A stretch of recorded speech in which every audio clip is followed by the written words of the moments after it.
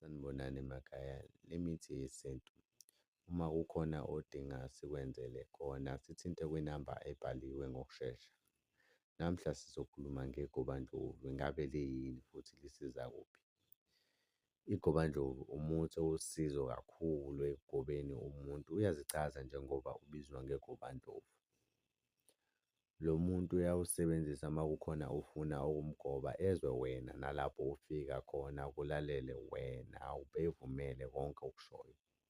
Abaningi bayawusebenzisa uma beya kwi-interview balihlafune noshebhisi.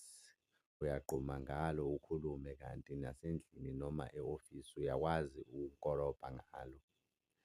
Thola igobandlovu ngokushesha.